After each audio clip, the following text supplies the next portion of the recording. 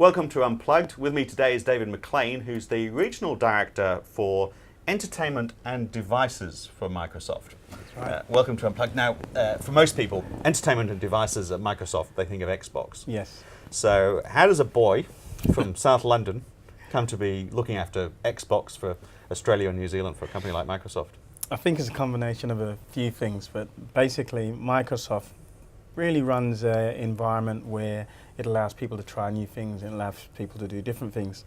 So yes, I was born in Brixton, South London many years ago, and I came to Australia about 14 years ago, primarily for the love of a good woman whose name I've forgotten. Right. But since then... Different woman to the woman you're married to that's now. Right, that's right, that's right.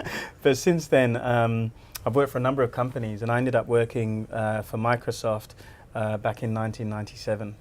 And my background's accounting, it's finance. Right. And so I started in the finance department at Microsoft, actually as the procurement manager many years ago.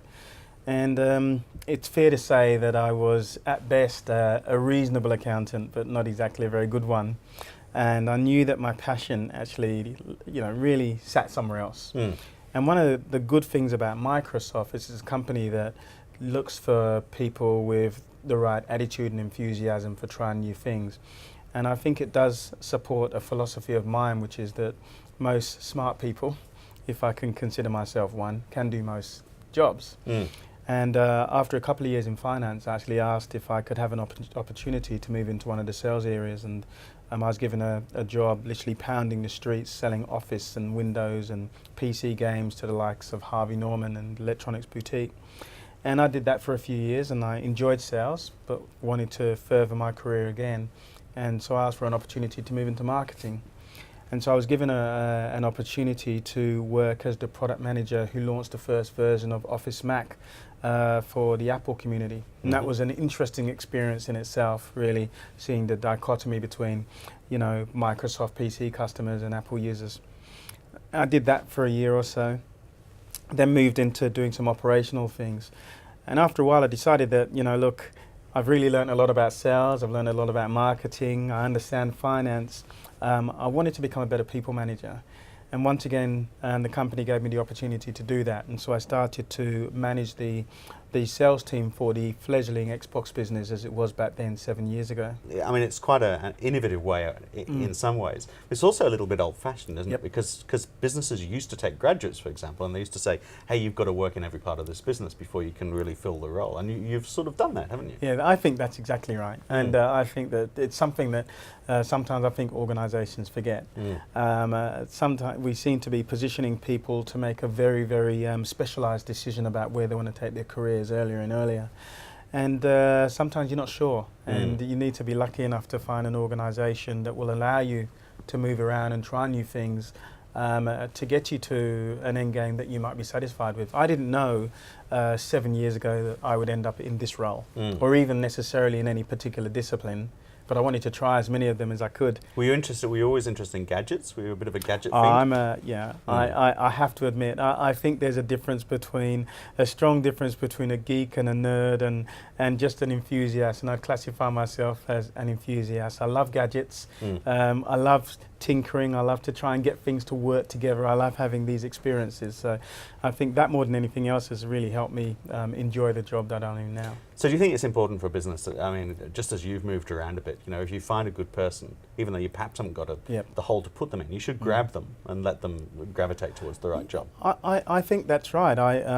My particular organisation has a lot of people who are working in disciplines now that they didn't necessarily train for, or that wasn't a part of their previous experience. I have marketing directors who have been 10-year sales professionals, and I have people who have moved into marketing that were from an operational background. And I really do believe that if you're lucky enough to work in an organisation that gives people the opportunity to try new things in the right jobs, obviously. Some roles are specialists. I'd like a surgeon who's looking after me to have had some study That's in right. that background. Well, I started in finance, then I thought, Why I'll trade- pick up try a scalpel surgery. and give it a go. That's Exactly right. Exactly right. But yes, I think that some people have an aptitude for things, a natural aptitude, and for one reason or another, they've ended up somewhere else. And giving them an opportunity is, when you can afford to do that in a company, is a good thing. Right. You know, it's probably the glamour part of the whole of Microsoft. Yeah. So that must make it hard finding the right people, because everyone would want to work in the Xbox area, wouldn't they? Yeah, and I think that does create some challenges, because there are people who want to work in the area, and they may want to work in the area for the wrong reasons, or their expectations are wrong. You know, they want to work in the area because they think it's interesting and it's cool and it's groovy. But the reality is there's still a fundamental job of work to be done. We still have a P&L to manage. We still have HR issues to take care of. We still have legal and legislation to think about. We still have the fundamentals of good product management, good product marketing, good sales account management.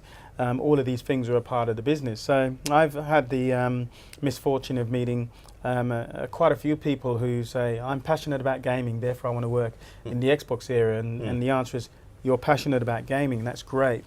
Go and buy a game. Yeah, well, are you passionate about selling? Are you passionate about marketing? Yeah. And making sure they're passionate about the right things to fit within the group. Right. Now, so it is a fiercely competitive area, isn't it? Of course, Yes. it's quite a high growth area, but Yes. it's also fiercely competitive. It is. How do you stay ahead, or even increasingly, how do you stay with the competition?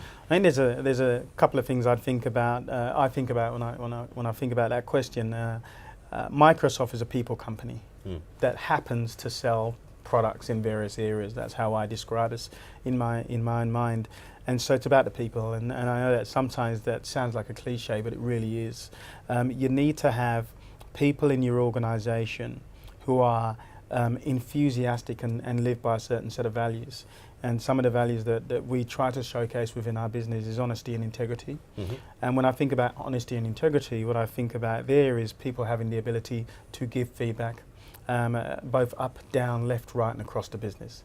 So it doesn't matter to me whether you're a junior admin or whether you're a senior director, you should be able to give me feedback on my performance. Right. But can they really do that? Because as you say, a lot of businesses do say, oh, you know, this is the ethos of our business. But then the reality is it's never actually practiced. So how do you ensure things like that happen if you're a junior in the business? In my organisation, it's about living and breathing it. And the values with honesty and integrity also tied to being open and respectful.